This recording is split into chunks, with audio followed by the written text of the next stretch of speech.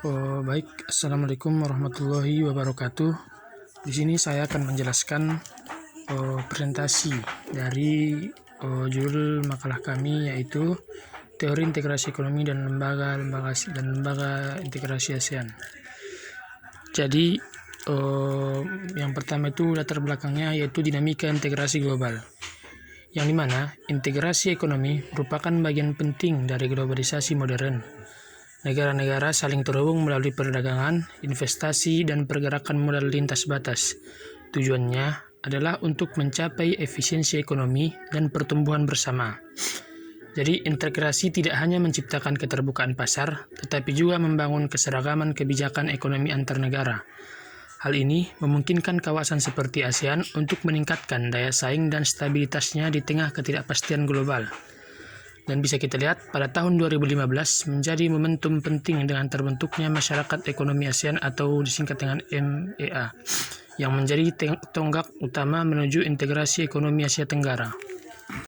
Dan yang kedua yaitu tantangan dan relevansi ASEAN. Kawasan Asia Tenggara memiliki posisi strategis secara geopolitik dan ekonomi. Integrasi ASEAN diharapkan dapat memperkuat struktur ekonomi domestik setiap negara dan meningkatkan ketahanan terhadap krisis global. Namun, tantangan utamanya mencakup 3 hal besar. Yang pertama, distribusi rantai pasok, yaitu perubahan cepat dalam rantai pasok global menuntut kebijakan adaptif agar ASEAN tidak tertinggal dalam perdagangan dunia.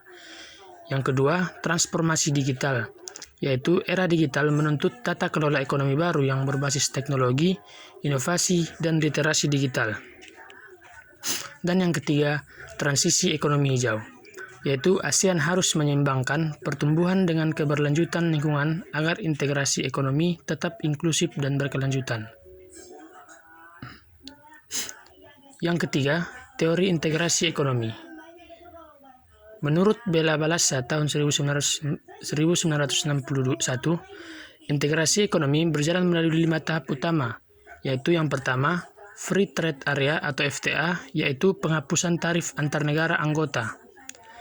Yang kedua, Custom Union, yaitu penambahan tarif eksternal bersama terhadap negara non-anggota. Yang ketiga, Common Market, yaitu kebebasan mobilitas tenaga kerja dan modal. Yang keempat, Economic Union, yaitu harmonisasi kebijakan makroekonomi. Dan yang kelima, Political Union atau integrasi ekonomi disertai dengan koordinasi politik. Dan sampai saat ini, ASEAN baru mencapai tahap FTA, namun masih berupaya menuju Common Market yang lebih terintegrasi. Dan empat, pendekatan khas ASEAN atau ASEAN Way. Berbeda dari model Uni Eropa yang kaku, ASEAN menerapkan pendekatan khas yang dikenal sebagai ASEAN Way, yang berlandaskan dialog dan konsultasi, yaitu semua keputusan diambil melalui musyawarah dan diskusi terbuka. Yang kedua, berbasis konsensus, yaitu tidak ada voting mayoritas, semua keputusan harus disepakati bersama. Dan yang ketiga, kesetaraan anggota. Jadi setiap negara itu, maupun besar maupun kecil, tetap memiliki kedudukan yang sama. Dan pendekatan ini efektif menjaga stabilitas politik regional, tetapi sering memperlambat proses harmonisasi kebijakan ekonomi karena mengutamakan kesepakatan bersama daripada kecepatan. Dan ini dia pilar utama integrasi ekonomi ASEAN. MEA dibangun di atas 4 pilar utama untuk menciptakan pasar tunggal dan basis produksi regional. Yang pertama, pasar tunggal dan basis produksi, yaitu menghapus hambatan perdagangan, investasi, dan jasa.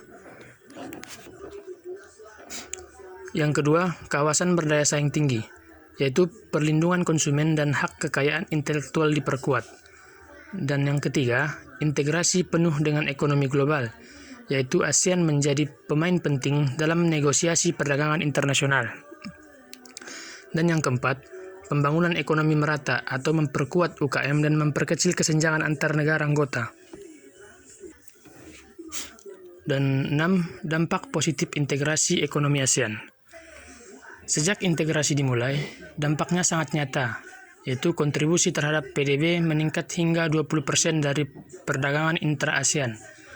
seperti Vietnam, Thailand, dan Malaysia tumbuh menjadi pusat manufaktur dunia. Arus investasi asing (FDI) meningkat, disertai transfer teknologi dan mobilitas profesional melalui MRA atau Mutual Recognition Arrangement. Hal ini menunjukkan bahwa integrasi telah mendorong pertumbuhan ekonomi kawasan secara signifikan.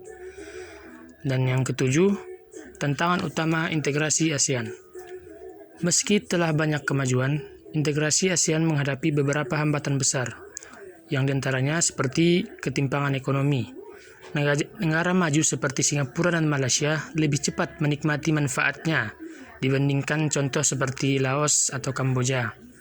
Dan harmonisasi kebijakan yang lambat, prinsip non-interference dan perbedaan sistem hukum memperlambat penyatuan kebijakan.